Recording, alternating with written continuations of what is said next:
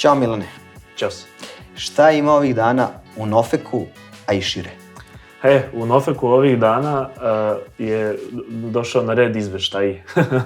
Baš sam pričao sa tvojim kolegom pre nego što ćemo da počnemo. Kod vas su još aktivnosti u toku, a kod nas je pred kraj, kad se približi kraj godine, idu izveštaji. Onda je frka, jel? Pa kod nas više nije. Dobro. Da. Reci mi, ja sam ti postavio pitanje šta ima u Nofeku i šire. Dakle, u tom smislu, šta je tebe motivisalo da se uključiš u lokalnu zajednicu, u toj sferi u kojoj si uključen? Objasni nam malo za početak gde si to uključen, šta je Nofek i šta te je motivisalo? Motivisalo me ona već popularna rečenica da je Novi Sad uspavani gigant. U kom smislu? Nije postojao prostor za mlade koji se bave književnošću. Prosto, bez nekog nepotizma, ušaljivanje ovde ili onde, mlad čovjek nije mogao ništa da postigne, nigde da istakne svoj talent, iako je gomila mladih i pre nas i u naše, pod znacima navoda, naše vreme, jer sad dolaze neki novi studenti koje ja ovako prigrlim, pa onda nekako to doživljavam kao naše je prošlo. Jasno.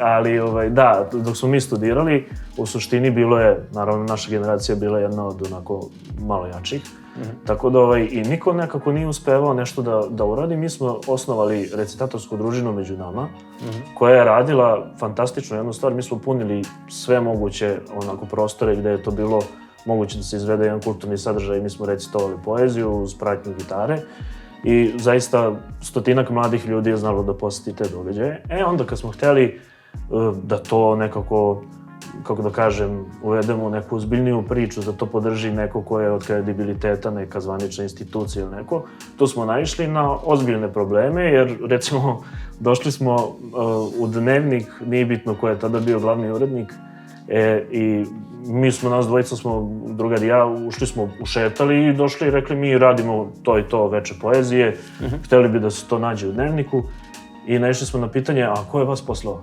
A mi smo ušli sami. I to je pitanje uvijek bilo ko je vas poslao i onda su mi rekli, pa sad ćete vidjeti ko nas je poslao, šaljemo se sami. Napravili smo Nofek da mladi ljudi imaju prostor, da ne mora niko da ih pošalje da dođu sami. Odlično, to je jako dobra priča. Sad, znači, pretpostavljam da je i Nofek primjer dobre prakse koji bi mi naveo. Naravno da jeste. Ajde onda objasni mi šta je to. Ne meni, mladim ljudima koji će gledati, nadam se, ovaj klip. Nofek je više primjera. Nofek je primjer da su se mladi ljudi organizovali, da onako žargonski se izrazim kako bi to mladi koji pretpostavljam da su nam ciljna grupa shvatili, poginuli za ideju, za nešto do čega je njima stalo i iskreno radili na toj ideji. Ideja je bila da se napravi, to je sad drugi razlog, prostor za mlade gde će mladi nesmetano moći da organizuju svoje nekakve dešavanja književna ili bilo koje druge vrste, a da se tiče umetnosti, bilo koje vrste umetnosti. Omladinskog rada, kako god neko ima te organizacione veštine koje nema gde da usmeri, bilo je i takvih primjera da su pojavljivali se mladi ljudi koji nisu nešto umetnički nastrojeni, ali znaju da organizuju, da povežu neke ljude, da povežu institucije sa organizacijama nevladinog sektora i šta ja znam. Tako da, i onda ti mladi ljudi su pokucali i na bilo koje vrata na koje su pokucali, sa tom takvom energijom dobijali su pozitivni odgovor. Znači, energija je bila presudna, jel? A onda je došlo priznanje od Gradske uprave za sport i omladinu koja nas podržava od samog početka. Dobili smo priznanje za unapređivanje kulturne scene za mlade. Tako da, to je prepoznao grad, to je prepoznala Matica, Gradska biblioteka, Filozofski fakultet, mnoge neke druge institucije, da nekog ne zaboravimo i da ne krademo vreme. Tako da, došlo je od te neke šire javnosti, publika je prepoznala to, mladi su prepoznali to, prepoznaju Novosadski festival kao nešto svoje, nešto gde dođu i to im je prijatno, to je njihovo okruženje. To je njihovo okruženje. Dobro, znači, suštinski, sad, ako sam ja dobro razumeo, znači, energija je nešto što je jako važno u celoj toj priči. Do energije dolazimo na način da radimo ono što volimo i to tako da okupimo mnogo ljudi koji rade ono što vole, da bi se stvorila ta zajednička energija koja onda otvara sva vrata. A da li je to onda, možemo to da razumemo kao jedan od razloga zbog kojih bih pozvali mlade ljude da se uključe u lokalnu zajednicu? Koji su još razlozi? Zbog čega bi ti pozvao mlade ljude da se uključe u lokalnu zajednicu? Šta je njihov benefit od toga? Pored ovoga što smo rekli, dakle zajednička energija, sloboda i tako dalje, ali šta su još benefiti po tebi? Konkretno, šta su benefiti kad je u pitanju Novosadski festival knjige, pretpostavljam da je tako i sa ostalim nekim sferama kojima se ljudi mogu baviti. Benefiti su to da uvodite promenu. Uvodite ono što vi želite, kako biste vi volili da izgleda. Ovo je naša zemlja.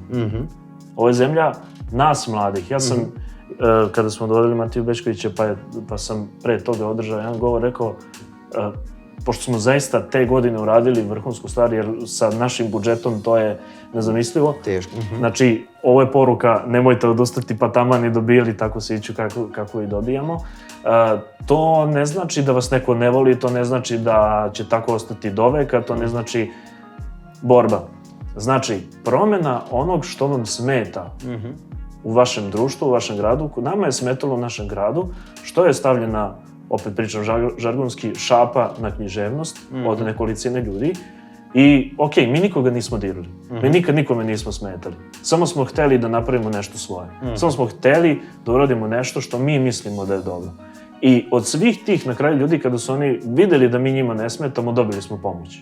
Tako da, treba vremena, malo, treba neko poverenje da se stekne, ali to je osnovni motiv, znači to je ono osnovno, donećete ono što vi želite da donesete. Ali na kraju morate biti pravi. Ne može to... To morate biti i prepoznati kasnije. Prepoznati kasnije, neki su, zahvaljujući Novosadskom festivalu, dobili dobru preporuku da se zaposle.